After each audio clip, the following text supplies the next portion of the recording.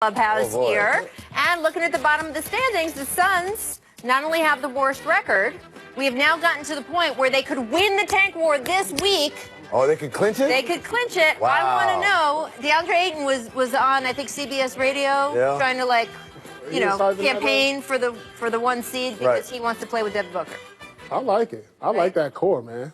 I like that. That would be good. You get Josh Jackson, DeAndre Ayton. By the way, look who's here. By the way, this is Prince. His birthday was yesterday. Hey, happy birthday, Prince, who became the star of Paul's jersey retirement in Boston. Look right there. Right now he's like, I gotta go. I'm sorry. My public is too big for me. You can let him go. It's fine. Who are you? We're a family show, which is why we couldn't do all of the Michael Jordan highlights earlier. Go ahead. The idea of DeAndre Ayton and Booker together, it's pretty appealing, right? I really like it. Right? I mean, they got a future. You know, you got a future with Devin already.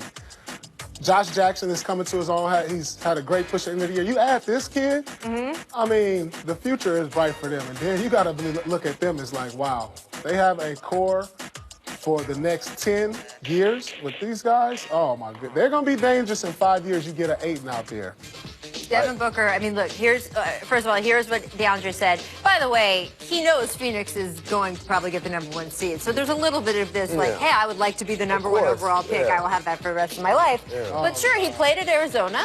I think this would be fun. And like, I have so much empathy for Devin Booker sort of soldiering on the way he has the past couple years. Are you into the pair? Yeah, no, I think it'd be a cool pair to see. Obviously, they have skill sets that fit one another. Where do you see Doncic in all this? I mean, he's a tremendous player, too, and it really depends on who's going to be the #1 pick. But can I say something? Paul earlier said he thinks Phoenix is going to get the #1 pick. I'm going to say something on national TV that I don't think anyone ever imagined me saying. I think Sacramento, I hope Sacramento gets it. Oh, you hope they get it. I hope Sacramento. I really do. Because I think when you put good energy out in the universe, you should get good energy back. I think Vivek has put out good energy, and they made a lot of mistakes along the way. But the good energy they put out this year, and specifically this month, they deserve something nice for it. I don't know. Phoenix has been pretty bad. Every time I watch the Phoenix game, do they put good energy out? I feel That's like what I'm saying. No one is surprised you're when saying everybody this on went to TV. Phoenix, they either got a career high, was getting out of a slump, or did some NBA record-breaking numbers. I know you know what I worry about? You know what I worry about if Ayton goes to the Suns? What about the Grizzlies? Do you know two starters on the Grizzlies? No, the Grizzlies don't get it for what they did to Fizz. Bad karma. Get out of here. All right. We don't have much time left to show. I do want to talk about this Warriors Young piece because it's very good. Carmelo Anthony facing the Warriors tonight.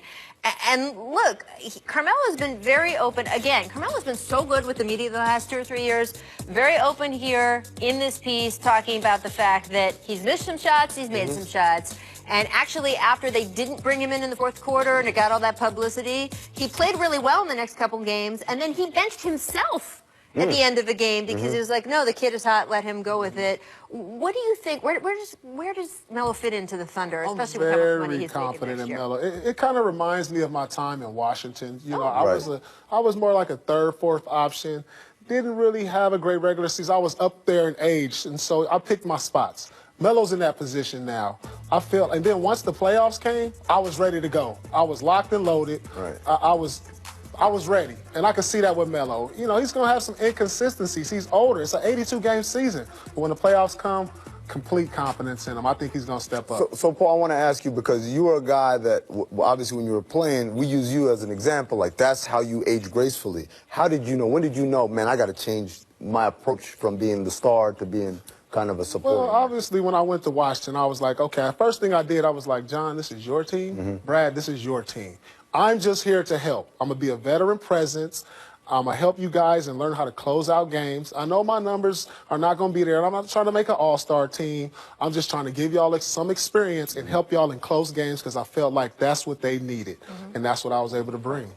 That's so interesting to me. Did you notice them sort of visibly relaxed? Did you get a reaction when you said that stuff to them? You know, I just wanted to make them feel comfortable around me. You know, when you come into a locker room, I know they had the utmost respect, but I was just like, look, this is y'all. I'll fit in perfectly. That's so don't interesting worry. to me because not every guy does that.